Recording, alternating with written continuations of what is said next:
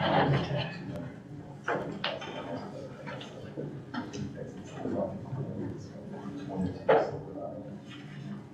morning, and we will call the Grant County Board of Commissioners to order Monday, March 20, noting all three members present. Just a moment, we'll ask you to stand. Our prayer is going to be led by Pastor Dave Greavy of New Life Church here in Marion, and then we'll have the Pledge of Allegiance by Mr. Wright. Pastor, would you come and join us, please? Before I pray, just to let you know the prayer I'm going to pray for you guys. I started praying in March of 2020. I figure out what happened in March of 2020. And so I've not stopped praying this despite the different changes and things that have happened in our world to this point. And I think this prayer fits for the commissioners and all that's going to happen today as well. So let me pray it over you. God, we pray for wisdom today. We ask for wisdom on how to continue to lead here in Grant County. And not just Grant County as commissioners, but in our homes and in every place we find ourselves, that we would lead effectively through everything that we do. God, we pray for peace. May that come in us as chaos may come around us. And we pray for strength to make each day the best it can be. And we pray for comfort from the Holy Spirit when the moments or days aren't going well. And lastly, we pray for hope in Jesus, that leads us to things that are greater than we could imagine, think of in the future. So God, I ask that you would simply let this be the case. And as I've also thought just recently of wisdom, we've thought of Joseph and how Joseph had the unusual wisdom, the Bible tells us, to be able to lead a country through famine and through plenty. And I pray, Lord God, wherever we find ourselves on whatever spectrum of famine or plenty, may the commissioners here be able to lead with that same kind of wisdom that Joseph had. In your name we pray. Amen. Amen. Please face the flag. I pledge allegiance to the flag of the United States of America and to the republic for which it stands, one nation, under God, indivisible, with liberty and justice for all. Thank you. Be seated. Pastor, thank you for joining us today, Steve.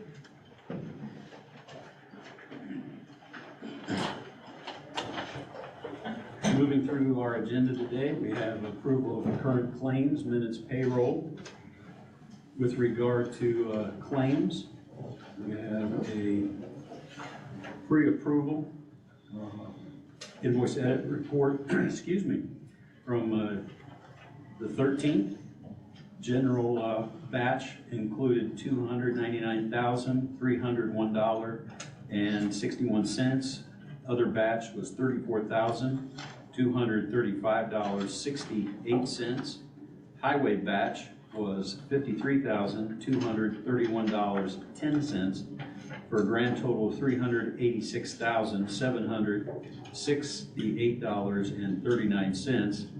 That was a pre-approval, and then we had a single pre-approval reimbursement to Dwayne Ashcraft for $262.66, and that was given on the 7th of this month. So those pre-approvals have been issued. We would need a motion to ratify those. Motion to ratify those pre-approvals. I second the motion. Motion, Mr. Wright, second, Mr. Stewart. Any discussion? Hearing none, all those in favor would say aye. Aye. Aye. Aye, it is carried. Then we have today's bills to pay. General invoice edit report with $270,124.32. Other batch, $70,991.36. Highway batch, $338,480.89 for a grand total of $685,496.57. That we would need a full motion to pay those bills. Mr. President, I would move that we pay the bills dated as of March 20th, 2023. I second that motion. Motion, Mr. Wright, second, Mr. Stewart. Discussion on those? As a general rule, when we get those reports, if we see something like I did this past week, we just fire out the question and get the answer. So No other questions? All those in favor would say aye. Aye. Aye. Aye. It is carried. We also have on pre-approval of payroll number 6. That pre-approval was given on March the 14th, and it was paid out on the 17th in the amount of $628,515.10. So we would need a motion to ratify that pre-approval. Mr. President, I would move that we pay payroll number 6 to ratify. I second that motion. Motion to ratify 6 and seconded by Mr. Stewart. All those in favor would say aye. Aye. Aye. Aye. It is carried. I was given a minutes for review, but we're not ready to do that. Is that correct? That's correct. Okay. All right, we have a couple of other housekeeping items. We have a report from the clerk of circuit court for monthly reports ending January 31st and February 28th. We also have weights and measures, monthly reports. That would be September through October, October through November, and November, December, December, January, and January to February. So we've got about 6 months or so worth of reports from them. Those are in your packets, and we need a motion to receive. I'll make that motion to receive the reports. Second. All right. Motion, Mr. Stewart, second, Mr. Wright, to receive the monthly reports of the clerk of courts and weights and measures as presented. All those in favor would say aye. Aye. Aye. Aye. It is carried. I did receive just a copy of Treasurer's monthly report from December and January, and we can hold on to those and let you guys review those before we actually receive those. Okay. Communications and board updates. We'll start with the auditor and work around the room for elected officials or department heads. We've gotten the abstract approved, and we're moving the next step to the treasurer's office to get the bills out. So that's where we're at. Okay, very good. We got 2 other elected officials in the room. One of them I know what he's here for. Anything you want to update us on from the council perspective? Mr. Connor? Mr. Rohrbach, anything that you have from the county council? I do not. All right. We'll go around through the room. Other folks that need to report.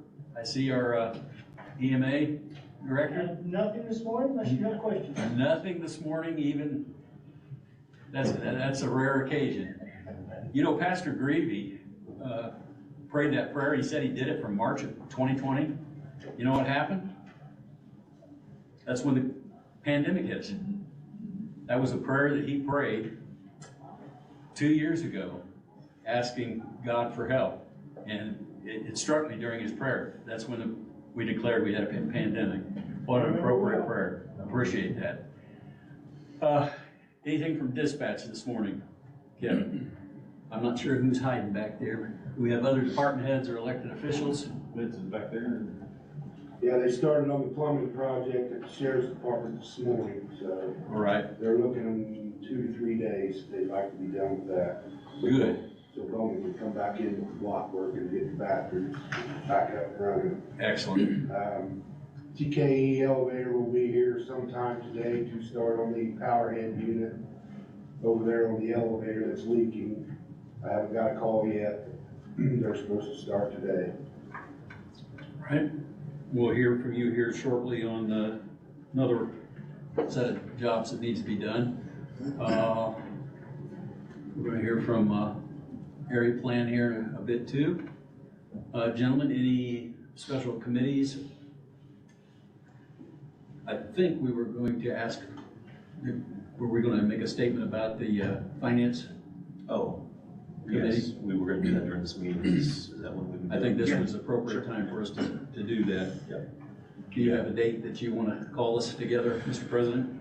April 3rd. April 3rd, yes, I'm requesting a board finance committee meeting on April 3rd. All right. That would be following the regular commissioners meeting. Yes, sir. Very good. We'll get that on the calendar and make sure we do the right public announcement notice we need to give. All right, I'm ready to go to IT. I can't tell whether Marcus is smiling or not this morning. Well, I'm smiling, but I'm not gonna spend any money or anything, so just to give you guys. We're smiling. Yeah, well, exactly, there you go. I just have a couple updates, the website stuff and the IN.gov, all that has been submitted. That was done a couple weeks ago, so I'm just waiting to hear back from the state folks, so we can get the ball rolling on that. I don't know if anybody's noticed, but we finally got the TVs and stuff up and running, so we're hoping to have that all finished up this week, so that way the public will have better visibility of the meeting room here. Then the other thing I wanted to touch on was the MetroNet. So I spoke with Mike, and I guess he's had spoken to Commissioner Wright. And basically, I told him what all we were looking for, and he said he was basically gonna come up with a plan for us, so that way it'll show us like how much it'll cost to, move everything over, and also a plan of how we would do that, go about it. Other than that, that's it. So we're looking at least by council time that these monitors will be up and running for us, and that's great. Yeah, but it'd be up and running, probably this week. We just have to run the stuff in the ceiling to get everything linked together. Okay. All right, other questions? All right. Smiling, didn't ask Yeah. us for money, No, gave us a it's good amazing. report. It's amazing. I think your prayers were answered. I think. Thanks again, gentlemen. I saw Dave, where's Dave? Morning. Morning. Sir. First thing I was gonna do is open our annual, bituminous oil bids and then our paving bids for 2023, if that's all right. Yes, sir. First company for liquid oil is Asphalt Materials.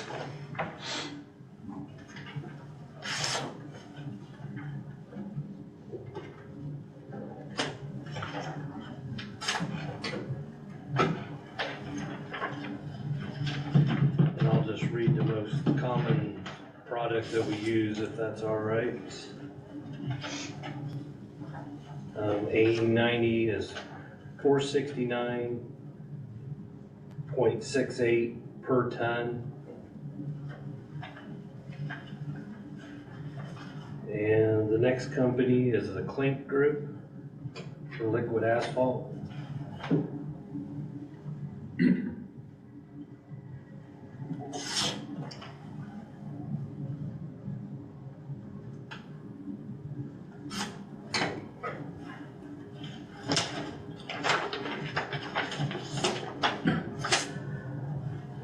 And their price for A90 is $610 even per ton.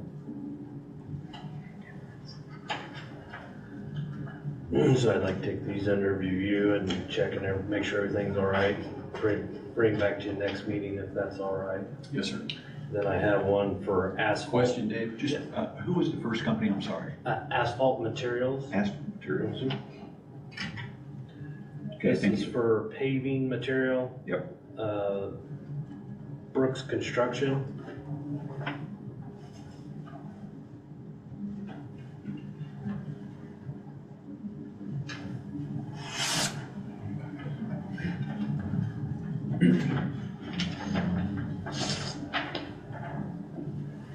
And I'm just gonna go with the surface mix, which is commonly used for us putting it down. It's like $65.25 per ton, so I'd like to take this in review. I got quite a bit. How much? $65.25 per ton. So we just had the one Yes. bid? one bid for asphalt this year. So I'll take these in review and report back to you next meeting if that's all right, and go from there, so. Next thing I had to bring up is, we have an unofficial detour for State Road 5, just north of State Road 22 with the state. I believe the project's supposed to start in 2024. The unofficial detour that I gave them was 400 south to County Road 1000 east, north, then back to 300 south. They got a bridge they gotta do some work on, so if you gentlemen would like to approve this, it needs all three signatures. Thank you. And that's our agreement with the Department of Transportation. What'll happen is they give us so much money for use and abuse on our roads. Is that correct, David? Right, yeah. Why the project's going on, so. And does that go directly into your fund as far as? Yeah, actually, they have to approve it before we can even do anything, before we'll get money back or anything like that, so.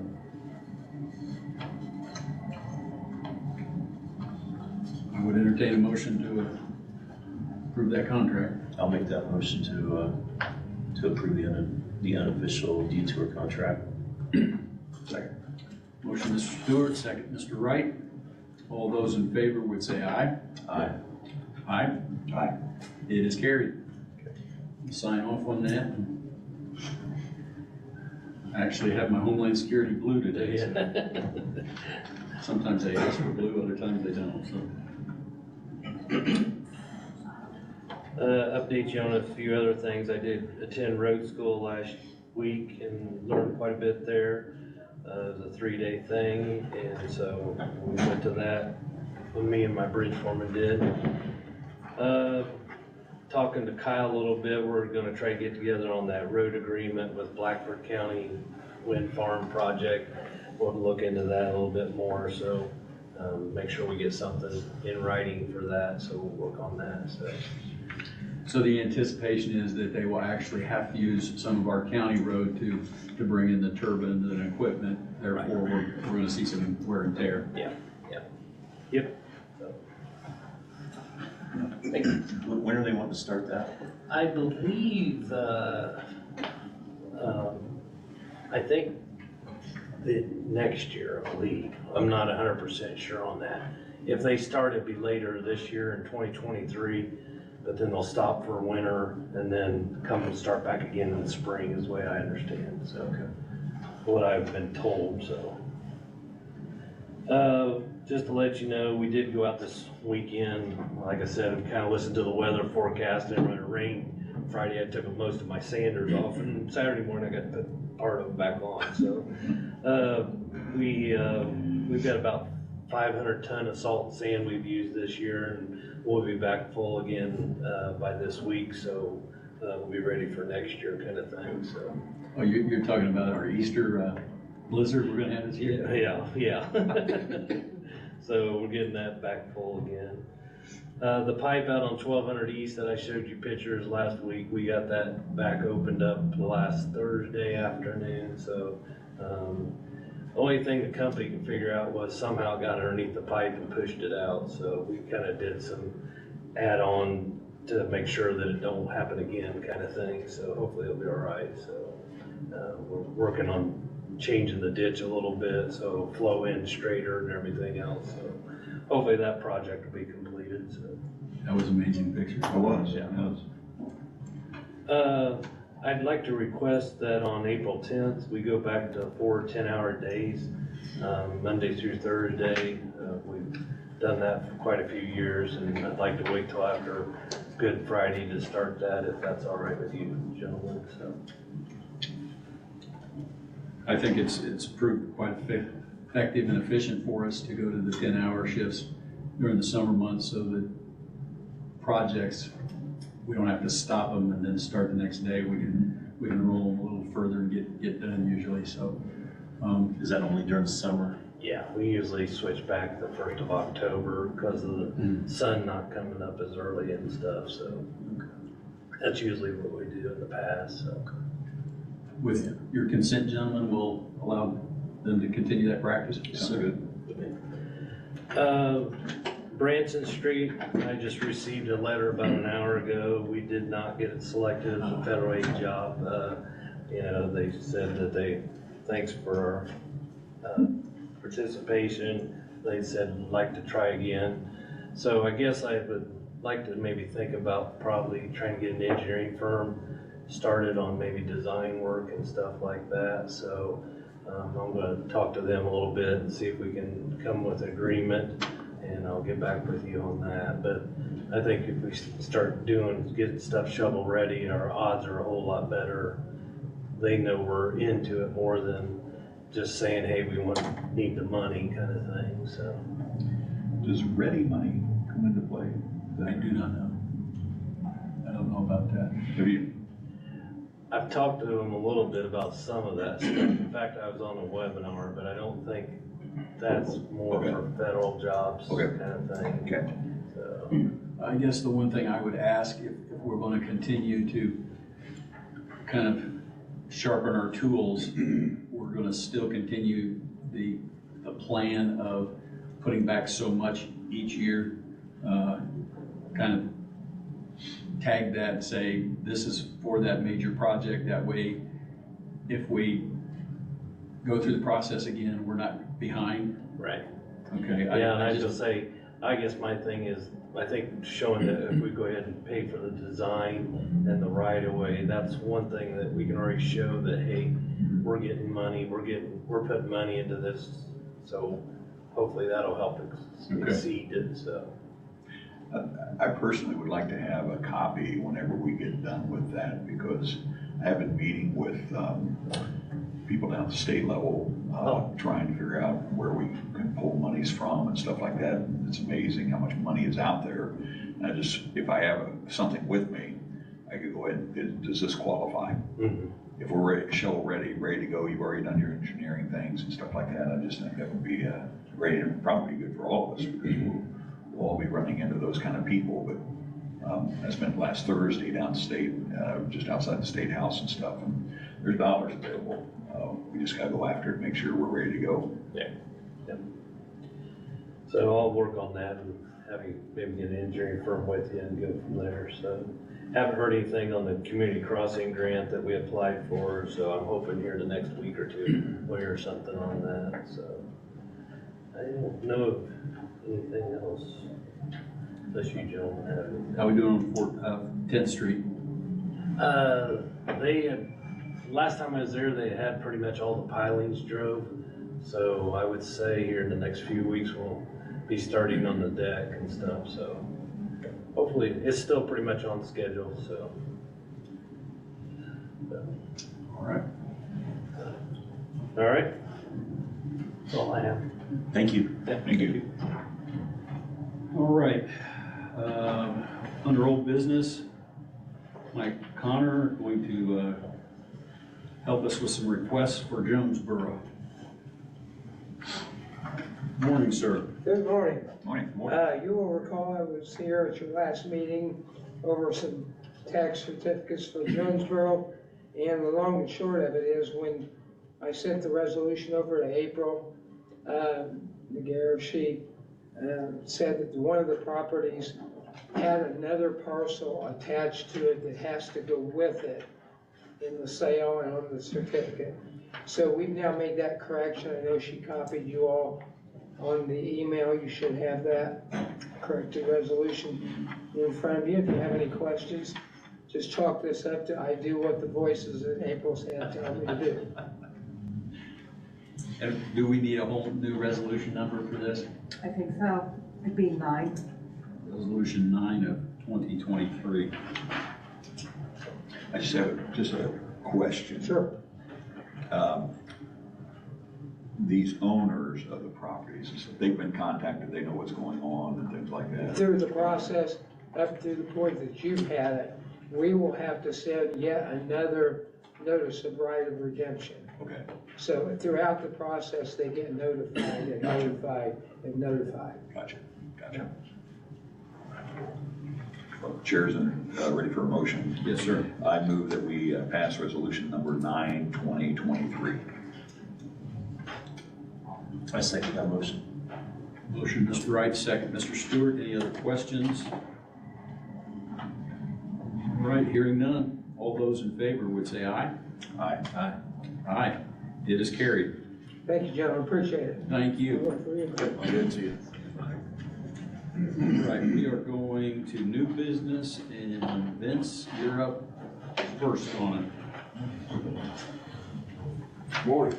it. Morning, sir. I have 3 quotes here for the replacement of the sewage pit in the basement of the central dispatch building. The first one is from Central Industrial Contractors. It is $46,330. The second one is from MCOR Services Shamball at $37,755. And then the third one is Chuck Sewer and Drain. It's at $37,600. When we obtained that building, the sewage pumps were bad from day one. We've got basically a residential pump in there now, trying to do what a commercial pump's supposed to be doing. It's not a grinder pump, it's just a regular household pump, and we're just buying time on it. The tank's starting to show wear, the steel tank's starting to flake. It just needs to be totally replaced. The 2 that I've been going over is MCOR and Chuck's. I'm leaning more towards Chuck's for 2 reasons. This is one solid tank. There's no seams in it. It's a fiberglass tank. What MCOR is wanting to do is put in some concrete tanks. They're going to stack them on top of each other, and there's going to be a seal in between them, and I think there's a potential for a leak there down the road. That's one reason. Obviously, the other, he's local. If we have a problem, he's right down the road. And I think that's all I got for that. You have any questions? I see we just pretty much have a $155 difference. Correct. And we're talking about, the same equipment either way we go, right? Well, his is a 2-foot fiberglass tank. The reason being is the doors are 36 inches wide, and that's pretty much all you can get in there. MCOR is bringing it in pieces, like 30-inch sections, and it's going to stack it. And I'm just kind of worried of a leak in the future, you know, if those stacked on top of each other with a seal in between them. And that's one of my reasons for kind of leaning toward Chuck Sewer and Drain.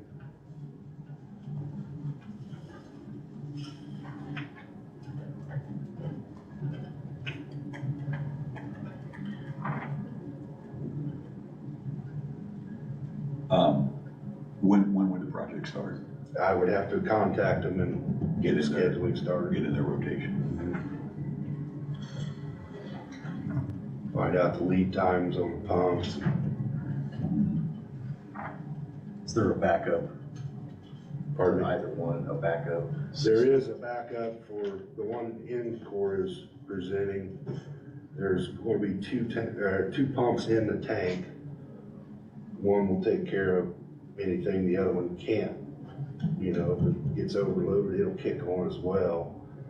No more population is down there. I think it's kind of overkill. With Chuck Sewer and Drain, we are going to have an extra pump. If there is a problem with the existing in the tank, we can pull it, drop the other one, the spare one down in there.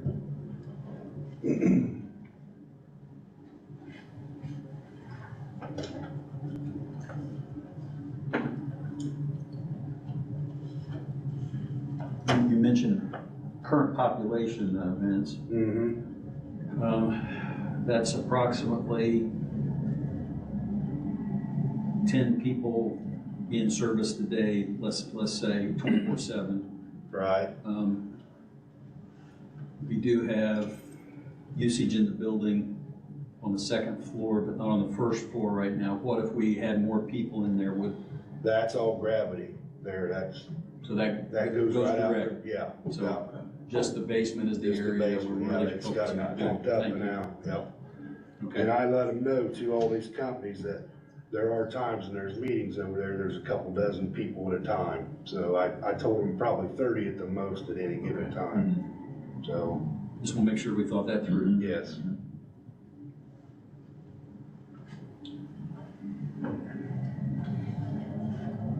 Other questions, comments, gentlemen? We literally have been wrestling with this since we reintroduced our dispatch and EMA down there. We've had that problem for 2 years, and we tried to get that done last year. For whatever reason, it fell through, but this is a project we just have to do. I'd make a motion that we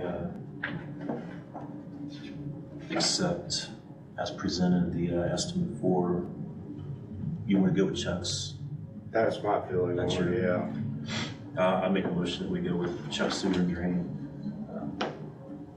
That we approve the estimate as presented. With Vince's recommendation, I would second that. Right, motion, Mr. Stewart, second, Mr. Wright, to go with Chuck's Sewer and Drain, estimate of $37,600. Any other discussion, gentlemen? No, sir. Hearing none, all those in favor would say aye. Aye. Aye. Thank you, gentlemen. You'll engage Mr. Poling and move forward. Yep, and I will give you an update on the lead time on everything. Thank you. Thanks, Vince. Thank you. Well, Bob, now we can hear from you, I guess. Absolutely. On a personal note, I thank you very much for that movement on that particular item. Imagine. I live with that daily, as Kevin does. You're in favor of that movement. Absolutely. And it is a movement. Good morning. I have, we received on March 8th a grant proposal, and I hope somebody has reached out to your office, and if not, they will be soon. First I've heard of it. Okay. Thank you. We want to make sure we keep you in the loop every step of the way, so you will get that today. 2 grant opportunities for us through the State Homeland Security Program. One is called a National Priority Application, and that deals with, there were several opportunities there, but cybersecurity is really what we are looking at, unless you have other ideas for that. But I know you gentlemen are very aware that we are in the process of putting together a cybersecurity committee to look at that. One of the things this grant will pay for is cybersecurity assessment, which we desperately really need to do to start with, just to see where we are. So this is an opportunity for that. Both these grants are capped at $150,000. So with your approval, I can, if you want to do both at the same time or individually, I think individually is better to handle it that way. we'll stick with the national preparedness or the national priority at this point. Both of these grants, are they pretty much informed with what we've done in the past? We expend the money and then are reimbursed for it, is that? Yes, that's the way that these are structured right now. However, Amanda she's scheduled to be in some webinars this week. They're just now starting to release some of the information on these, so we'll learn more hopefully this week as that goes on. But just for these, Typically, that is the way they do. that's usually the way Homeland Security grants, we expend it and then we get the money back.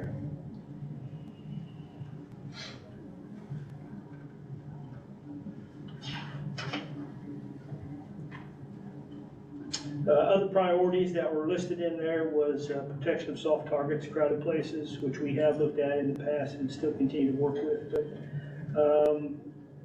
of the others, really cybersecurity and enhanced election security were the other 2. And I still think the cyber knowing where we are right now in that process still floats to the top for us. That is a concern and kind of a pet peeve of mine, so I'm excited to hear that. Yep.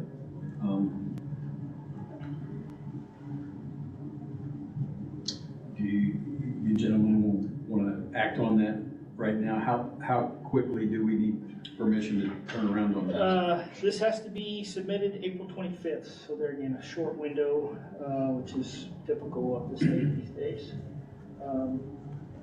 Do you have a desire to? So this, what you're asking for is permission for Mr. Jackson? Just to apply. Mr. Jackson just to apply. Yeah, correct. And we don't apply for any grants without it coming through the executive so that we know what we may be committing ourselves to. Okay. Chair, for a motion, Sure, I would make a motion that we have Director Jackson go ahead and start working on that submission, to go ahead and give him the approval to go after some cybersecurity money. I second Mr. Wright's motion. All right. Motion, Mr. Wright, second, Mr. Stewart. Any other questions for Bob? Or? We will bring this up. We do have a cybersecurity committee scheduled, I believe, this week. So we'll put that before the committee to make sure we're on track with the right plan. Because we can change at this point at any time. Ready to vote? All those in favor would say aye. Aye. Aye. Aye. It is carried. What's our other opportunity? The other opportunity is what's called the Enduring Needs application. And really the only thing in there that really affected or where Grant County fell into was statewide interoperability with emergency communications. Not only do we have issues statewide, but we have issues within the county with interoperability right now with emergency communications. Particularly the fire service in this county and some law enforcement agencies are not equipped with good enough equipment, new enough equipment to be able to operate interoperably, which is very critical. Particularly if we have a major incident in the county, it's crucial that our emergency response agencies can talk to one another. And that involves the EOC back and forth as far as command and control goes, those kind of things. We already have reached out to the state. We are working with IPSC. They did request that if you are going to go for this grant, it is critical that they be involved and they really approve the application to make sure that we're meeting the state's requirements for interoperability. We have already started that process with them, just in the event that you might agree to let us go with this. But that grant is $150,000 as well, which doesn't get us complete, but No. it does help. And I'm going to throw something out here that may not even be relevant, but does this help us at all with moving toward this, I want to say P25 compliance stuff? Yes, absolutely does. Yes. So, and with that, the phase 2, and Kevin could probably speak to more of that, but any new radio put on the state system, which we will be part of, or we are part of, is required to be phase 2 compatible at this point. So some of our law enforcement and other support public safety personnel have units that aren't there. Correct. And so the state set this bar that we have to comply with by such and such a time. So again, this moves us in the right direction. Does this rehab, is the grant for rehabbing the equipment or buying? Purchasing new. Yeah, the Purchasing new. equipment, the current equipment that is out there is just obsolete. Okay. Gotcha. That question's been asked before, and the old system won't. We just can't put in some new. We don't have crystals anymore. We can't change out crystals. It's digital stuff now, and it's big stuff. So the county is moving as a whole. I mean, we have individual departments that are trying to meet the requirements as they can. Everybody's budget is tight, so we're limping along with that. This would help. We know there are other grants that individually some departments are going after. Some national grants for that. If you need a motion. Yes, sir. I'll make a motion that we let Mr. Jackson pursue the enduring needs application for $150,000. Second. Motion, Mr. Stewart, second, Mr. Wright. Any other questions or comments? No, sir. All those in favor would say aye. Aye. Aye, it's carried. Thank you very much. Thank you. Chris is standing up and on his way.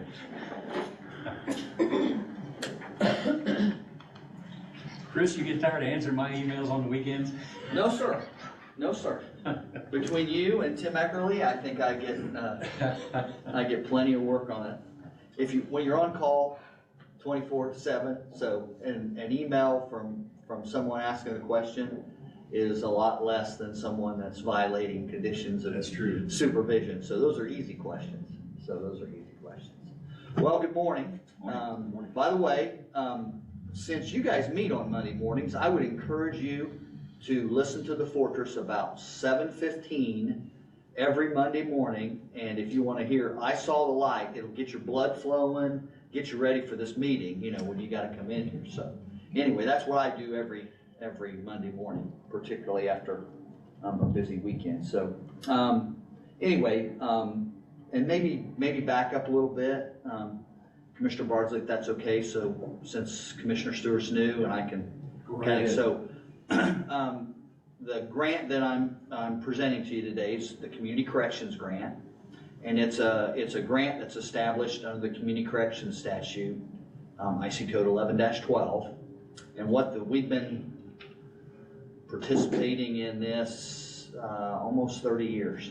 We've been doing this grant, and actually Ron Mowry was one of the instrumental people in helping us apply for this grant way back when.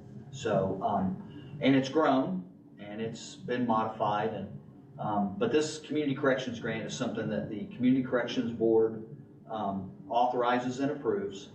Then it comes to the commissioners for approval, and then once that's completed, then it's a contract that comes back from the state, and that's varied at different times, but the process currently now is once you approve the grant application and the award of the money, then that authorizes Angie to then be able to, the auditor, to be able to sign the contract, and we're off and moving. So our grant is made up of 3 separate areas now. The first grant is the Adult Community Corrections Grant, and that covers electronic monitoring, work release when it's available, and then also field supervision of individuals that we have, both from probation and community corrections. The second grant that we have is called a Court Recidivism Reduction Grant, but that's for reentry court, and that involves individuals returning to the community from the jail, but also individuals returning to the community from DOC. It's a cooperative agreement between us and the Department of Corrections to be able to provide public safety and support and field supervision for individuals coming back. And then the third part of that grant is called Jail Treatment, and it funds skilled treatment, cognitive behavioral treatment in the jail. One is Seeking Safety, which is trauma related, and the other one is MRT, which is another substance abuse cognitive program that we have in the jail. And we have funding available for 2 groups, 2 male, 2 female. And primarily the Seeking Safety is designated for that female population that we have. So we are asking for something new. We did not get funding for it last year because I believe it was in the middle of a budget year. So anything in the middle of the budget year with the legislature, it has to go to appropriations, and they're not real keen on approving funding in the middle. So our hope is this budget year will be granted. We're asking for a mental health case manager to be assigned to our reentry court, but they'll also work with, our hope is jail releases as well. If you've been following anything in the national media, in the state media about mental health and trauma, it's a pretty substantial problem. Matter of fact, the legislature targeted as one of the low numbers this year to be able to be addressed. So our hope is to stay out in front of that. For those of you that, other commissioners, Commissioner Barsley participates on our advisory board, and was at our last meeting where this was approved on the 14th. So I'll answer any questions that you have. I always try and keep Angie as informed as I can, and you as well, on any changes. The possibility exists if we don't get that funding, this is a maximum amount that we'd probably be able to get. We are asking for base increases in our grant. It's been about 8 years.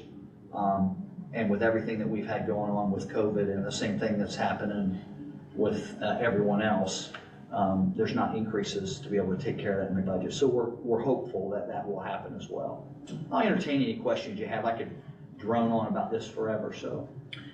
Just a real quick question on the jail treatment. I know we have opioid funds coming in to us and things. Mm-hmm. Does that plug into this as well? If we don't get that particular grant, can the opioid funds be used for the mental health side? Certainly, use the commissioners can designate how those funds, need to go. Okay. So I've never had a grant that I already have established turned down. Okay. But I mean, it's always possible if something were to happen with a financial shortage at the state. I think our hope has always been to use that to enhance the opioid money, to enhance what we're already doing, not necessary to replace it. So, hope that helps. Yep. Chris, I read through this. I understood pretty much everything except, this is from my own knowledge. Sure. What does high risk, high need supervision day reporting? Sure. Okay. So high risk, high need is based on assessment tools that we do that are provided by the state.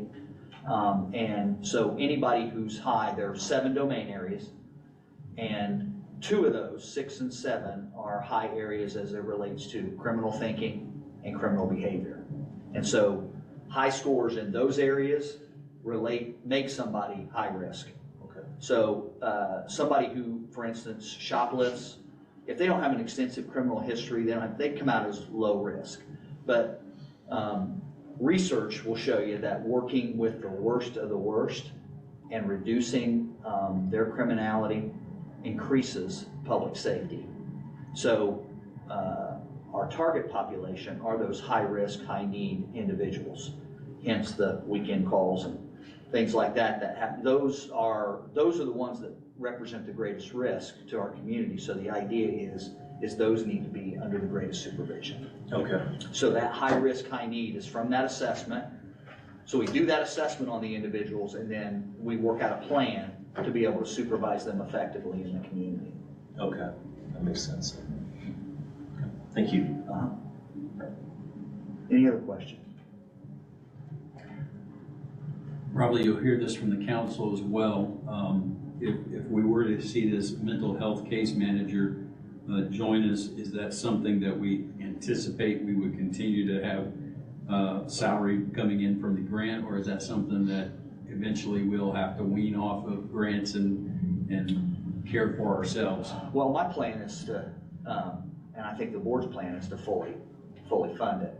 The question comes, Commissioner, if they come back and say, look, instead of giving you the full amount, what if we were to give you this? Could you do it? And of course, I'd have to come back to the board and come back to you guys with a plan if that was the case. But our hope, the amount that we put in was to fully fund it, including salary, benefits, office supplies, cell phone, everything that we could think of that would go in there. But certainly that's always a worry. And I think it's a worry not only for our county, but many other counties going through the same thing. There becomes a limited amount of grant dollars. But we do a really good job of partnering here in Grant County already. And I get a brag about us at the state, and we get bragged on about the state about how we collaborate. So I don't anticipate that happening, but anything's possible. So how the community corrections grant works is I have target numbers and risk numbers that I mentioned to you earlier, Commissioner Stewart, about high risk, high need. As long as we're meeting our targets and performance measures that they give us from the state, then usually it's pretty much you're gonna get continuation. It's new money that becomes more difficult to go after. So right now, I'm not anticipating any of that. I think if the state community corrections gets an increase, then we stand a good chance of getting this. And the state, in October, they had a mental health summit where all the things that this case manager is seeking to address would be part of what was done at that summit. So it's sort of, it makes it difficult for them at the state to say, you guys need to be doing this, but at the same time, not giving you the funding to be able to accomplish it. So that's our hope anyway.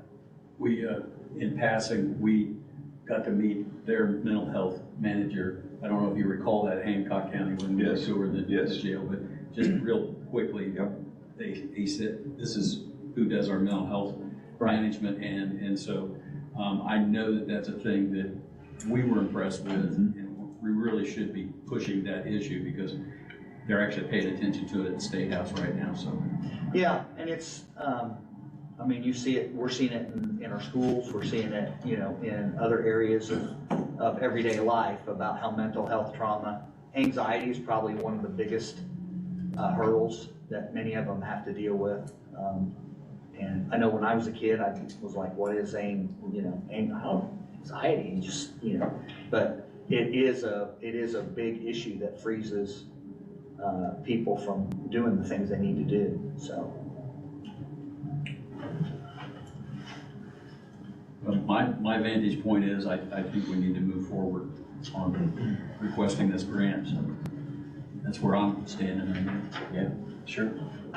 You need We would need a motion to pursue that, yes. Okay. I'd like to make the motion that we move forward with the community corrections grant as requested. Second. I have a motion with support. Motion, Mr. Stewart, second, Mr. Wright. Any other questions, comments? Hearing none, all those in favor would say aye. Aye. Aye. Thank you so much. That's Appreciate it. exciting. Yeah, all right, sounds great. Thanks. Thank you, Justin, by Chris. the way, has a letter for you. He's been very helpful in getting me through stuff. So So don't say that in public, you know. yeah, okay. We Yeah. don't want everybody to think Justin's working hard. Thanks so much. Thank you. All right, Randy Miller, petition to vacate. Hello, welcome to our new commissioner, Randy Miller from RMA Surveying Engineering, right across the street at 145 East 3rd Street. I'm representing Aaron and Bridget Smith, who in the packet I think that you have,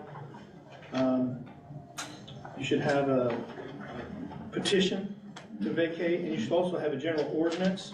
Obviously, we need to change the date from 2022 to 2023, so we'll have to mark that out if it's approved. We performed survey work for Kathleen Rumpel and also the Smiths.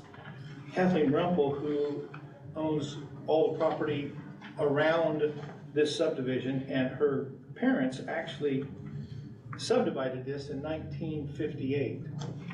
It's along 500 East, and it's an old strip subdivision. And one of my predecessors, Mr. Horner, when he platted it, he platted 3 access areas. On the north is River Drive, in the middle is Center Lane, and on the south is Lynch Drive. Center Lane is being used as well as River Drive for access for Mrs. Rumpel, who owns the property to the east. She also owns the property to the south, and that abuts Wheeling Avenue. And she also has a large frontage there, so she has plenty of access to that property. She also, Mrs. Rumpel actually sold a piece adjacent to Lynch Drive to the Smiths, who own lot number 1. The lots go from lot number 1 north to lot number 11. The area is a huge swale. It's full of woods. it would be almost impractical to try to construct any access anyway, and it's not necessary. This is an unusual one.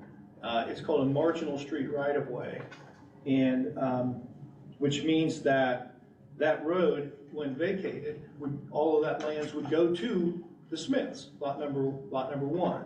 If it was an interior like Center, which is in between lots 6 and 7, it would be split half and half, north half, south half. But this is marginal, and which means it was part of the original property and then would go to the nearest adjoining lot. So it's a little unusual case. I have in your packet, I think, hopefully you have it. If not, I can provide it to you. A consent form from Mrs. Rummel, who said, yes, I consent to vacating that, and I think it's in there. So we've also sent out the proof of publication, we have sent out to the adjoiners, no issues. I did get a call from AEP who said, well, is there anything in that right away? And I said, no, it's a huge 20-foot swale. You do have a pole running north and south inside County Road 500 East right of way.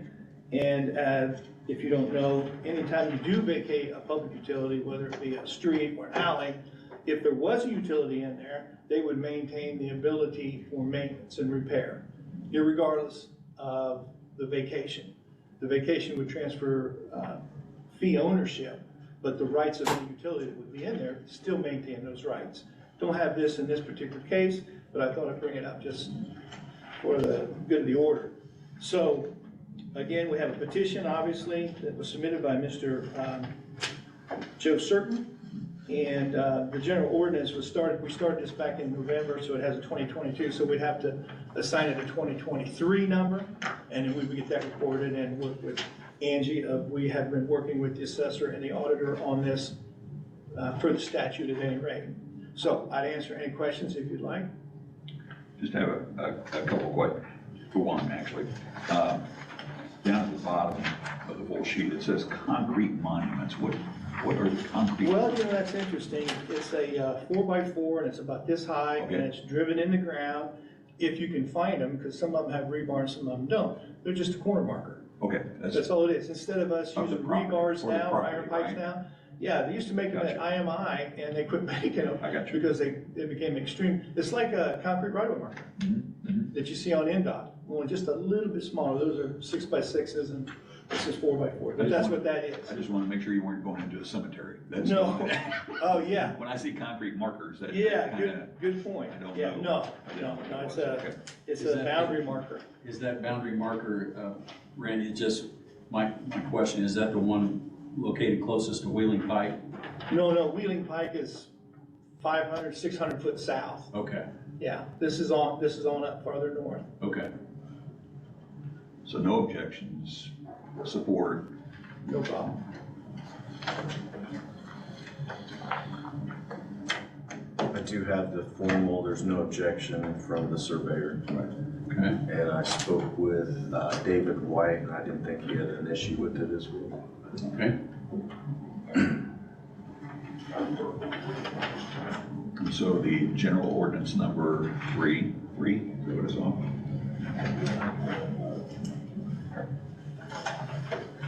Chair's ready for a motion. With the ordinance itself, I just noticed, there's no attestation line, and there's no prepared by instrument statement. So maybe if we could have those added and then have the year corrected as well. Yeah, absolutely. We can get, what we'll do is I'll ask for approval, and then I'll give it to Justin, give him a new form, and you guys can sign it at your leisure, and then we get it recorded. So if you want to make that motion on the general ordinance, we need new paperwork for ordinance number, whatever it is, 2023, as well as the notations of document prepared by, on the new. Okay. Chair ready? Believe so. Okay. Mr. President, I would make a motion that we pass general ordinance number 3, 2023, with the caveat of new paperwork need to be handled by Randy Miller and Associates that would update the current ordinances in front of us with the needed information. And I'll second that motion. And to be signed upon receival. Yes, thank you. I'll second that as Mr. Representative. Yes. Motion, Mr. Wright, on General Ordinance 3 of 2023. As noted, seconded, Mr. Stewart. Any other questions, comments? Hearing none, all those in favor would say aye. Aye. Aye. It is carried. Right. Prepared by. Thank you, gentlemen. Yes, sir. Thank Thank you. you. Yep. Now Ryan's got our attention for a while. Good morning, gentlemen. Good morning. I think you guys have bed and breakfast up first on the agenda, is that correct? Yes. Okay. So what we have today, I've got three text amendments for ordinances for the area-wide zoning ordinance. Starting off with bed and breakfast. Indiana, back in 2018, adopted IC 36-1-24 for short-term rentals to go towards bed and breakfast. So your packets, the beginning of it's basically my worksheets, the end of it's the official proposal. So I've got kind of the research up front. On the bed and breakfast, first off, starting with definitions, a bed and breakfast is basically an owner-occupied short-term rental. An Airbnb is a non-owner occupied short-term rental, so that we're aware of the differences. For Grant County, if you go down to the land use table about 3/4 down, you can see our land use allows bed and breakfast by special exception. So our land use table, if you don't know how to read that, land use table, if it has an S, that's a special exception. If the box is empty, it means it's not allowed. And if there is an X in the box, that means it is allowed by right. So if we look at our land use table on bed and breakfast, they allow it by special exception in agricultural, residential suburban, residential 3, 4, 5, professional business, and neighborhood convenience, and then it's allowed by right in local business, central core, and general business. And it is not allowed in R1 or R2. So Indiana Code, when they updated in 2018, basically said a short-term rental, this is IC 36-1-24-8, short-term rental of owner-occupied short-term rental property is a permitted residential use under any applicable zoning ordinance of a unit and may not be disallowed by any zoning ordinance in a zoning district or classification of a unit that permits residential use. So basically, anywhere a house is allowed, we have to allow it. So that's on our bed and breakfast. So this is going to be twofold. One, it's going to be land use table changing. Two, it's actually going to be establishing an ordinance. When we get into, so we're doing land use right now, the tables. When we get into an Airbnb, our ordinance does not actually address an Airbnb.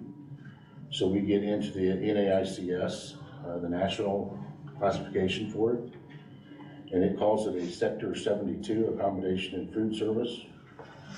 And as you can see in our land use table, it is not allowed in Ag, RS, R1, R2, R3, R4, R5, professional business, neighborhood convenience. It is then allowed by special exception in local business, central core, in I2, and allowed by right in general business in I1. Again, code comes in right underneath that land use table, and it tells us again that Airbnbs are allowed anywhere that residents' homes are allowed. So where we're not allowing it anywhere, basically, they're saying it is allowed everywhere. They do give us the option to do a special exception for Airbnbs. So for the land use table part of it, if we go all the way to the back of that section,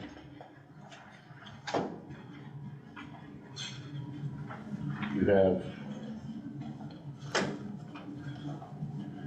what we are proposing for the land use table would actually be for the bed and breakfast owner occupied. We would allow it by right in all zones, with the exception of industrial. With the Airbnbs, would be allowed in all zones by special exception, with local business, central core, and general business being allowed by right. So that is our, and again, that is just bringing us to be along with Indiana code and what the Indiana code allows. Also with that, Indiana code does allow us to put forth a fee for that, and underneath there you can see the charge of a permit fee.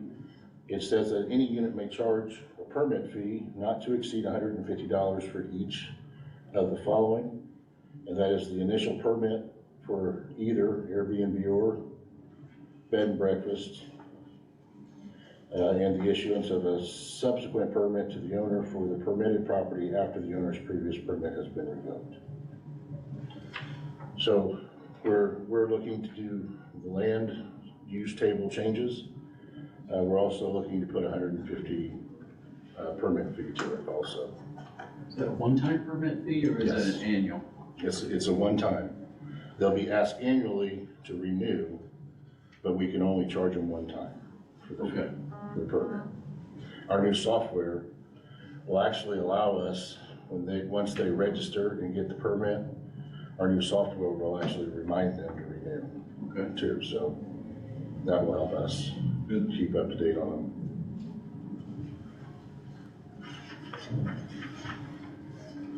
them. Any questions on the land use end of it?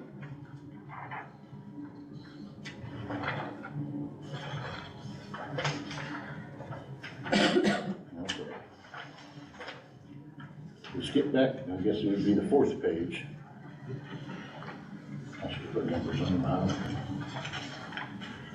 This is where we're proposing, the top of it says proposed bed and breakfast housing and Airbnb housing amendment.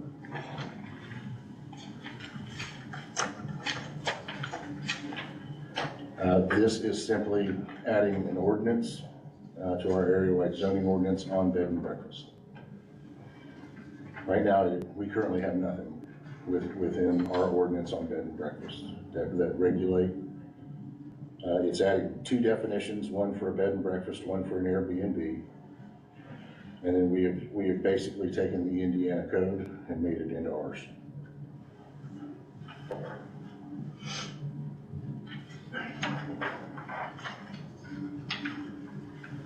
Saw some council come in and talk to you. Council's good with this presentation? Council. Attorney? Kyle. Oh, yeah, Kyle put it together, so. He does all the legalese on it. Yeah, not too worried about Indiana state law, but as long as he's happy with anything else that's outside of the state law. Yeah, generally, the changes are just instead of unit, it says Grant County. The fee doesn't seem much, but if that's what the code says, just a one-time. Yeah. And that's the highest we can go. It limits up to $150. I'm just surprised that there isn't at least some type of annual fee that we could charge to renew their, in theory, there could be an inspection, right? Need be to go out there and. Well, we would end up, I mean, it gives us the whole, a unit may not charge a permit fee for renewing a permit, including renewal of a permit that has expired. It's only if they let it go or they get in trouble and we pull it, if they tried to pull another one. Yeah. I agree. I mean, with what we'll have to do to monitor. But right now, state statute ties our hands. $150 one-time fee.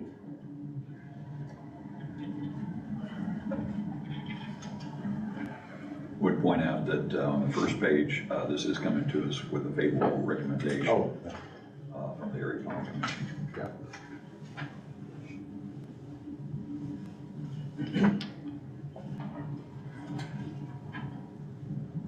I wrote it on top there and went right by it. Sorry.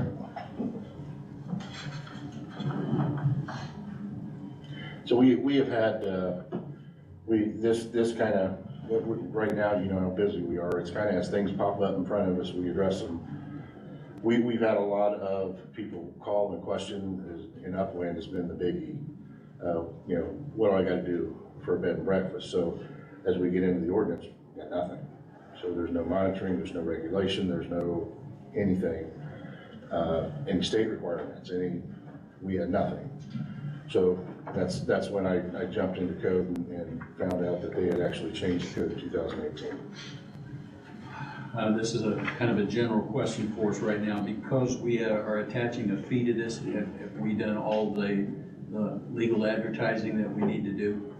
Yeah, everything, public hearing, everything went through APC. Okay. And you guys will vote on it, and from there I will take it out and about.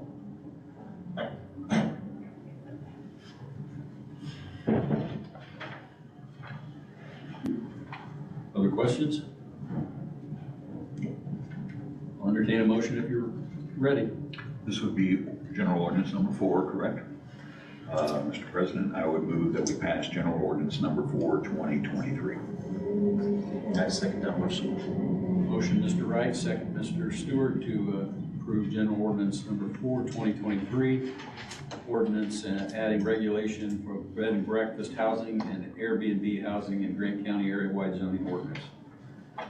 Any other questions or discussion? No. Hearing none, all those in favor would say aye.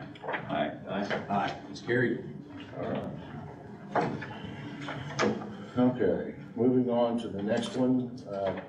This is one that's going to be in line with, I've got two text amendments today, and we're also working on a pond ordinance, 1 acre or less, that Drainage Board just gave consensus on. So for this one, this is our restrictions along streams. Our ordinance states that no structure other than a fence may be erected within 75 foot of the meander or high water line of any county maintained ditch, stream, or other water body. The issue we run into, and this kind of came up in the Drainage Board, Indiana Drainage Code does not allow any permanent structures within 75 foot of that regulated drain. And we recently had a situation with a neighborhood where 2 fences were within 40 foot.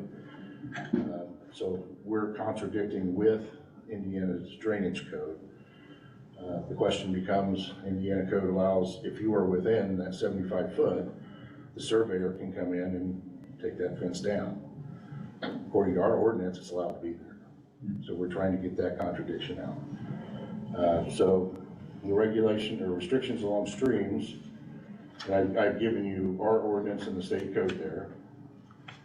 On the second page is the proposed area-wide ordinance text amendment change. And that is basically, again, taking in Indiana's drainage code and making it our own. It's taking out the no structure other than a fence. It puts our regulations directly with the Drainage Board's regulations. And then I would also look to move that. I'm going to try to get the restrictions along streams, the 1 acre pond or less, the grading permit, all of it together with the floodplain management section, so that all of drainage and water is in one section of the ordinance.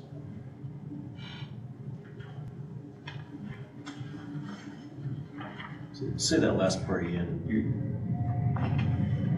On the moving? The grading permit, and then also you're combining?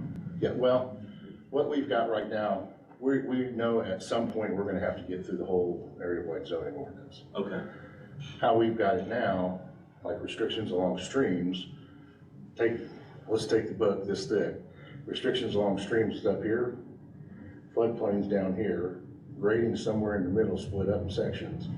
I'm trying to get them all in one spot. Okay, gotcha. So this would really just be a text number moved to get it below floodplain management. Okay. So more work to come. Well, as you know, we're gonna start page 1 at some point. That's right. These are just things that pop up that we can get out of the way now. And just for your information, gentlemen, the Drainage Board was not gonna budge on their 75. We've made that clear on whatever will be considered future solar or other types of things that would encroach on that 75 feet. There are special exceptions that the Drainage Board will allow. What about, will the area plan or BZA be able to do a special exception on this? No, it takes it to you. Just, So, I forgot to say that again. We discussed with the Drainage Board, this did go for public hearing in front of the Area Planning Commission with a favorable recommendation. If you look at the bottom, County Surveyor, Drainage Board, or an authorized representative of the surveyor, if you read down, it just basically says that it's going to be up to you guys to give any type of variance to that 75 foot. okay. The bottom section. And that's straight from your code.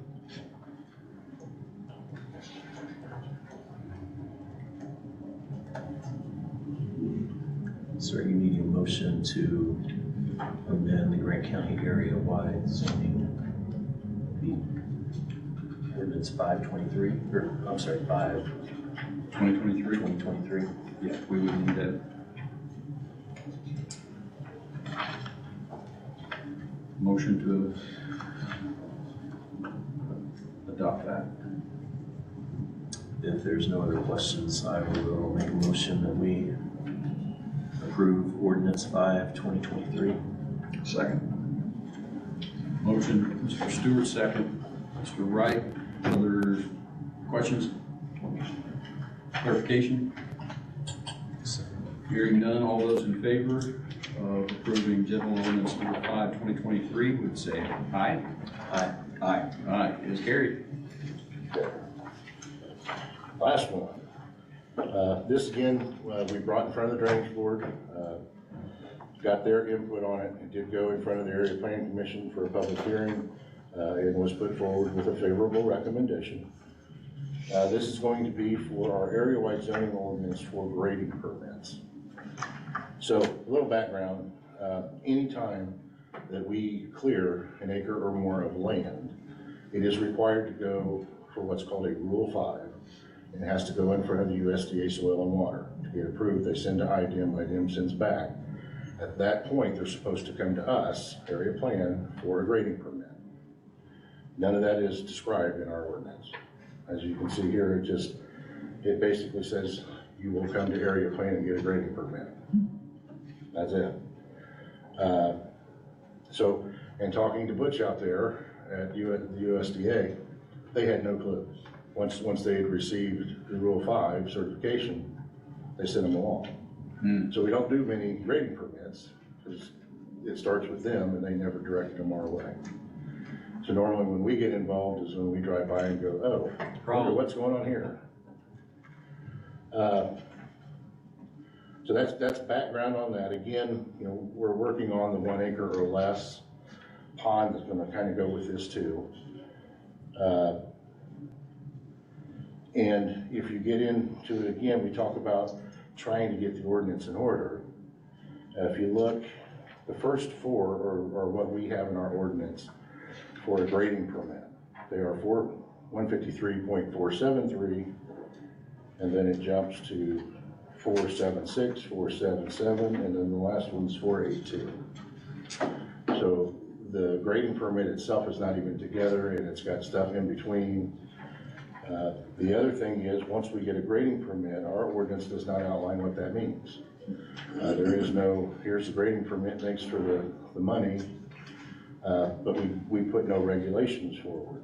We basically tell them what the sequence is, what the exceptions are, and when it expires. So again, we have ran into kind of twofold. We ran into a few ponds that are getting built and stuff like that, where we have residents come in and ask us, hey, what are the setbacks? Don't know because it's not in the ordinance. Where can they put filter? Where can they, so in talking to the drainage board, and talking to the health department, and talking to ourselves at area plan, no one's monitoring this stuff. So what we would like to do in the grading permit is one, get most of it all together and in order. If you look, let's see, the other notes I made, that we already talked about. If we go back to the proposed grading permit, one, it's going to start off with explaining that anything over an acre has to have a Rule 5, and then it has to come to us. The biggie that we want to get out of this is our requirements and our site plans.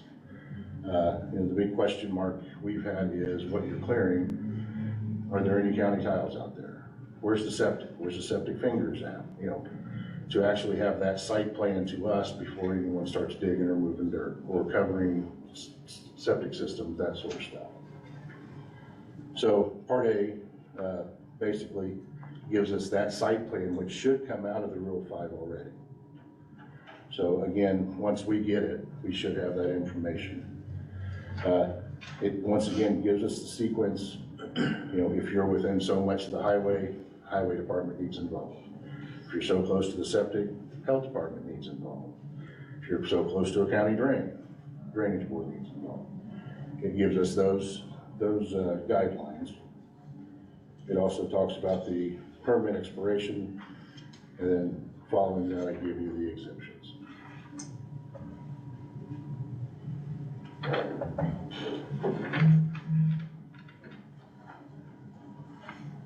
Kudos to you and the area plan for wrestling this, because I know there's a lot there, and just exceptional work. I'm very pleased that we've got something on paper now instead of just saying, "Oh, here's your permit."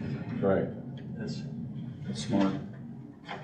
What is the fee for a permit? I can't seem to find it. Is there one? It's in the fee table. Okay. Like I said, we don't do many of them. I'd have to actually look it up. But we're not changing that. I'm throwing numbers out a lot today. Would this be number 6? Yes, sir. It's locked in. And again, we've got a favorable recommendation. Okay, most of what you're going to see is what we end up dealing with. And once it's in front of us, I just try to tackle it. I mean, basically. Unless there's no other questions or discussions, I'll make a motion that we approve ordinance 6, 2023. Second. Motion Mr. Stewart, second Mr. Wright, to approve general ordinance number 6, 2023, an ordinance amending grading permits in the Grant County area-wide zoning ordinance. All those in favor would say aye. Aye. Aye. Aye. It is carried. Thank you, gentlemen. Mr. Milano, while you're there, I have just a question real quick. Is there anything, and I've read a lot, but is there anything that in our ordinance that states removing woods? We're talking about creating here. Seems like we're having a lot of woods taken out of our area. Whether that's to create new farmland or whatever.